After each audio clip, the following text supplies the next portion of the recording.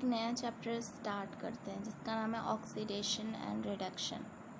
तो old concept क्या कहता है या क्लासिकल थ्योरी कह ले, ऑक्सीडेशन जो है वो एक ऐसा प्रोसेस है जिसमें ऑक्सीजन ऐड किया जाता है किसी भी एलिमेंट के अंदर या कंपाउंड के अंदर और हाइड्रोजन को रिमूव किया जाता है, और नॉन मेटल को ऐड किया जाता है जैसे H2+Cl तो HCl हो जाएगा, एंड मेटल को रिमूव किया जाता है।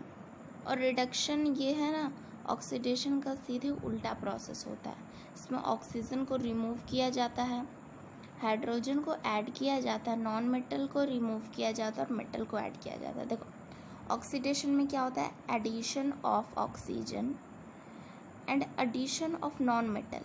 ऑक्सीजन एंड नॉन मेटल को ऐड किया जाता है, हाइड्रोजन एंड मेटल को रिमूव किया जाता है। जबकि रिडक्शन में क्या होता है कि ऑक्सीजन को रिमूव करते हैं और नॉन मेटल को रिमूव करते हैं और हाइड्रोजन को ऐड करते हैं, मेटल को ऐड करते हैं। मॉडर्न थ्योरी क्या कहता है या फिर कह ले इलेक्ट्रॉनिक थ्योरी, वो कहता है कि ऑक्सीडेशन तो ये ऐसा प्रोसेस है जिसमें एक या एक से ज़्यादा इलेक्ट्रॉन को लॉस किया जाता है। किसके द्वारा, एटम, आयन या मॉलिक्यूल के द्वारा। अगर एक लाइन में कहना हो तो क्या कहेंगे कि oxidation is the loss of electron, electron को देना। अच्छा, कोई इलेक्ट्रॉन को दे तो उसके ऊपर कैसा चार्ज आता है, पॉजिटिव या निगेटिव? तो आंसर है कि अगर कोई दे इलेक्ट्रॉन को तो उसके ऊपर पॉजिटिव चार्ज आता है। पॉजिटिव चार्ज को क्या कहते हैं, कटायन कहते हैं। तो ऑक्सीडेशन जो है वो एक ऐसा प्रोसेस है जिसमें न्यूट्रल एटम, जिसके ऊपर कोई चार्ज ना हो, उससे इलेक्ट्रॉन को बाहर निकालते हैं तो वो क्या हो जाता है, कटायन हो जाता है। And the number of positive charge increases and the number of negative charge decreases. जैसे कि देखो कोई न्यूट्रल एटम है तो उसके अंदर इलेक्ट्रॉन और प्रोटॉन का निगेटिव और पॉजिटिव का जो नंबर है वो इक्वल होता है, इसलिए वो न्यूट्रल है। अब अगर उसके अंदर से निगेटिव चार्ज को कम कर दे तो क्या होगा, पॉजिटिव चार्ज ज़्यादा होगा, वही कहा जा रहा है। और रिडक्शन क्या है, ये एक ऐसा प्रोसेस है जिसमें एटम, आयन या मॉलिक्यूल जो है एक या एक से ज़्यादा इलेक्ट्रॉन को गेन करे। एक लाइन में अगर रिडक्शन को कहे तो reduction is the gain of electrons, और जो गेन करता है वो क्या, उसके ऊपर कौन सा चार्ज आता है, निगेटिव चार्ज आता है और उसे अनायन कहते हैं। Reduction is a process in which neutral atom is changed into अनायन। Reduction ये एक ऐसा प्रोसेस है जिसमें न्यूट्रल एटम जो है उसे अनायन में बदला जाता है। पॉजिटिव चार्ज कम हो जाता है और निगेटिव चार्ज ज़्यादा हो जाता है। रिडक्शन में न्यूट्रल एटम अनायन में बदलता है, इसका यही मतलब है अनायन में नेगेटिव चार्ज, और नेगेटिव चार्ज ज़्यादा हो गया और पॉजिटिव चार्ज कम हो गया, ये रिडक्शन होता है। अब क्या है रेडॉक्स रिएक्शन, ये एक ऐसा रिएक्शन है जिसमें ऑक्सीडेशन और रिडक्शन दोनों एक साथ हो जाते हैं, ठीक है।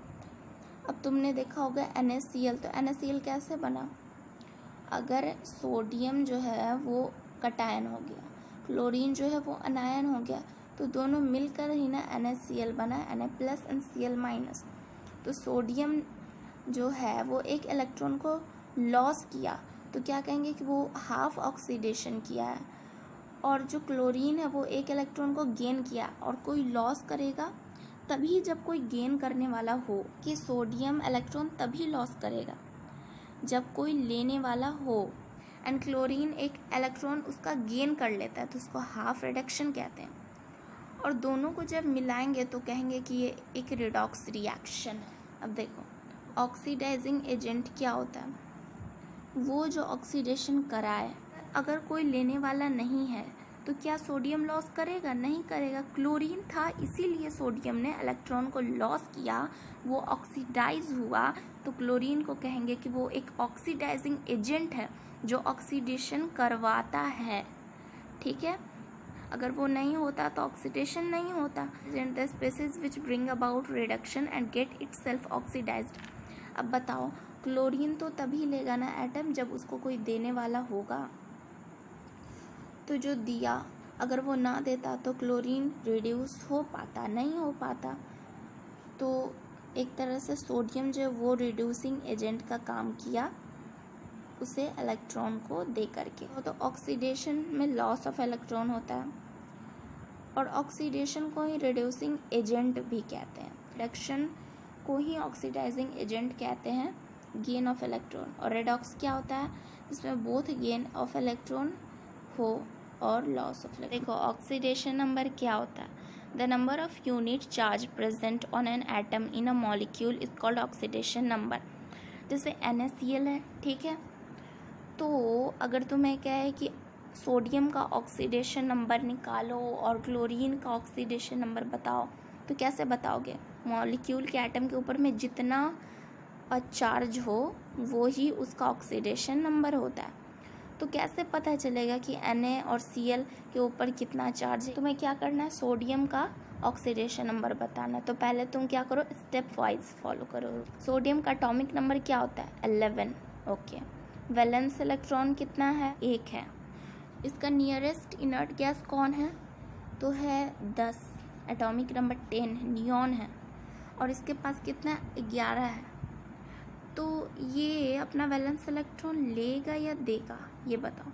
उससे 10 बनना है, वो 11 है, तो वो एक दे देगा, किसी को लॉस कर देगा, तो वो 10 तक पहुंच सकता है। नियरेस्ट इनर्ट गैस कन्फिग्रेशन वो प्राप्त कर सकता है एक इलेक्ट्रॉन लॉस करने से। तो वो एक इलेक्ट्रॉन लॉस किया तो पॉजिटिव चार्ज Na+, तो ऑक्सीडेशन नंबर क्या होगा, +1 हो जाएगा। क्लोरीन कितना है, एटॉमिक नंबर 17, वैलेंस इलेक्ट्रॉन 7, इसे एक और इलेक्ट्रॉन चाहिए 8 होने में, तो एक और एक इलेक्ट्रॉन लेकर के ये ऑक्सीडेशन नंबर इसका क्या हो जाएगा, -1। अब देखो यहाँ पे CaCl2 वाली में देखो कैल्शियम का वो क्या है, कितना, एटॉमिक नंबर 20 होता है।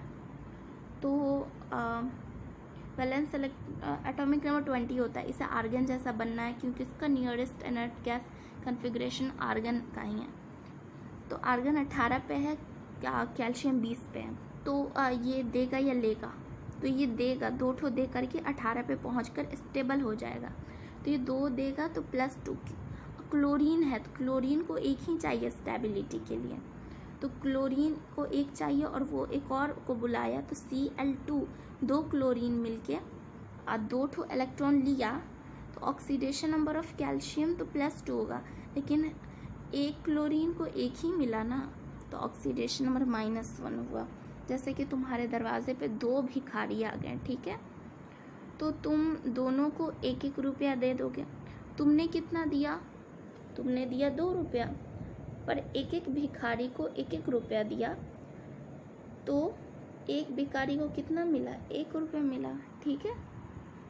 अब देखो कोवैलेंट कंपाउंड में क्या होता है कि नॉन पोलर जो होता है उनके बीच में कोई इलेक्ट्रोनिगेटिविटी होती ही नहीं है, तो कोई एक दूसरे के इलेक्ट्रॉन को नहीं खींचता है, तो उन दोनों पे कोई फ्रैक्शनल निगेटिव पॉजिटिव चार्ज नहीं होता है, एटम सीधा का सीधा न्यूट्रल होता है। तो ऑक्सीडेशन नंबर जो होता है नॉन पोलर का, जैसे H2O2, ये सब का जो ऑक्सीडेशन नंबर होता है वो 0 होता है। पोलर कोवैलेंट कंपाउंड में होता है जो ज़्यादा इलेक्ट्रॉन निगेटिव होता है वो अपनी तरफ खींचता है शेयर्ड पेयर इलेक्ट्रॉन को, और जो ज़्यादा इलेक्ट्रॉन निगेटिव होता है वो -del चार्ज होता है।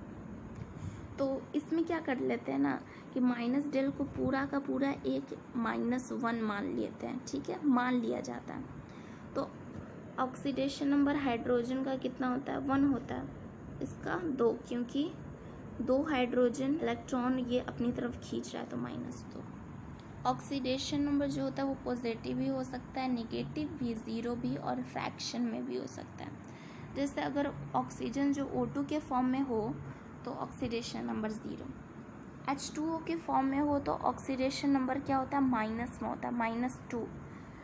OF2 के फॉर्म में हो तो +2 में हो गया। एंड ये एक KO2 है जिसको पोटेशियम सुपर ऑक्साइड कहते हैं, तो इसमें -1/2। कैलकुलेशन ऑफ ऑक्सीडेशन नंबर, तो oxidation number of free atom of any element is equal to 0। अब कोई भी फ्री एटम हो, जैसे देखो एटम क्या होता है, वो इलेक्ट्रिकली न्यूट्रल होता है, एटम के अंदर जितना इलेक्ट्रॉन उतना ही प्रोटॉन होता है, इसीलिए उसके ऊपर कोई चार्ज तो होता नहीं है, तो कहेंगे 0 चार्ज है इसके ऊपर, इसका ऑक्सीडेशन नंबर 0 होता है हर एटम का। ओके, फ्री एटम जो हो। Oxidation number of non polar covalent compound is always equal to 0। अब नॉन पोलर कोवैलेंट कंपाउंड का भी 0 होता है। Oxidation number of oxygen in a compound is -2। अब तुम्हें बता देते हैं कि सिमिलर एटम से, जैसे O2 H2 ये सब जो होता है इसको एलिमेंट कहते हैं, सिमिलर एटम से बना हुआ। और अगर डिसिमिलर एटम से जो बना हो जाता है जैसे H2O CO2 ये सब होता है कंपाउंड। ओके, सिमिलर एटम से बना हुआ एलिमेंट डिसिमिलर एटम से बना हुआ कंपाउंड होता है। तो oxidation number of oxygen in a compound जो होता है कंपाउंड के अंदर -2 होता है। लेकिन एक्सेप्शन केस है कि ऑक्सीफ्लोराइड OF2 में ये +2 होता है, ये तो याद करना पड़ेगा। और पेरोक्साइड में -1 होता है H2O2, जैसे हाइड्रोजन पेरोक्साइड। N2O2 भी हो सकता था, नाइट्रोजन पेरोक्साइड। तो पेरोक्साइड वाले में -1 होता है इसका वैल्यू। और इन सुपर ऑक्साइड में -1/2। Oxidation number of oxygen compound के अंदर जो होता है ऑक्सीजन का ऑक्सीडेशन नंबर -2 होता है, एक्सेप्ट OF2 ऑक्सीफ्लोराइड इसमें +2 होता है। पेरोक्साइड में H2O2 या N2O2 में -1 होता है और सुपर ऑक्साइड में -1/2 होता है, जैसे पोटेशियम सुपर ऑक्साइड। अगर हाइड्रोजन जो हो वो मेटल के साथ रहेगा तो उसका ऑक्सीडेशन नंबर -1 होगा, और नॉन मेटल के साथ रहेगा तो +1 होगा। और ग्रुप का हो या valence electron is equal to group number होता है, ठीक है। तो जिसका भी वैलेंस इलेक्ट्रॉन 1 2 3 होगा तो ग्रुप 1 होगा, या वैलेंस इलेक्ट्रॉन 1 होगा तो उसका ऑक्सीडेशन नंबर 1। जैसे सोडियम के केस में देखे थे कि सोडियम का atomic number 11 and valence electron 1, तो क्या होगा +1 होगा, क्योंकि सोडियम एक मेटल भी तो है, वैलेंस इलेक्ट्रॉन 1 है। अगर किसी का ग्रुप नंबर 2 हो या तो +2 और 3 हो तो +3। Oxidation number of halogen, halogen किसको कहते हैं, ग्रुप 7 वाले को हैलोजन कहते हैं, जिसमें आता है fluorine, chlorine, bromine and iodine. इनका जनरली ऑक्सीडेशन नंबर -1 होता है। हैलोजेंस का जो ग्रुप नंबर 7 के होते हैं, फ्लोरीन, क्लोरीन, ब्रोमीन, आयोडीन, इन सब का ऑक्सीडेशन नंबर जनरली -1 होता है। The sum of oxidation number of a neutral compound is always equal to 0। Neutral compound दे दिया जैसे H2SO4, तो इनका अगर ऑक्सीडेशन नंबर करोगे तो वो 0 के ही बराबर आएगा। किसी भी आयन के ऊपर में जितना चार्ज प्रेजेंट हो वही उसका ऑक्सीडेशन नंबर होता है। NH4+, तो इसका ऑक्सीडेशन नंबर +1, क्योंकि ऊपर इस आयन के ऊपर में एक चार्ज है। The maximum oxidation number in positive can not be more than valence electron and minimum oxidation number in negative can not be less than the valency. जैसे कोई भी तुम ले लो एटम, जैसे सल्फर, तो इसका जो ऑक्सीडेशन नंबर होगा, मैक्सिमम ऑक्सीडेशन नंबर उसके वैलेंस इलेक्ट्रॉन से बड़ा नहीं हो सकता है। जैसे सल्फर का एटॉमिक नंबर है 16, वैलेंस इलेक्ट्रॉन है 6, तो इसका ऑक्सीडेशन नंबर 6 से ज़्यादा नहीं हो सकता है। और 6 है तो इसको कितना चाहिए, 8 होने में 2 चाहिए, तो इसका मिनिमम ऑक्सीडेशन नंबर इसके वैलेंसी से छोटा नहीं हो सकता। इसकी वैलेंसी क्या, -2 है। तो यही था। ओके।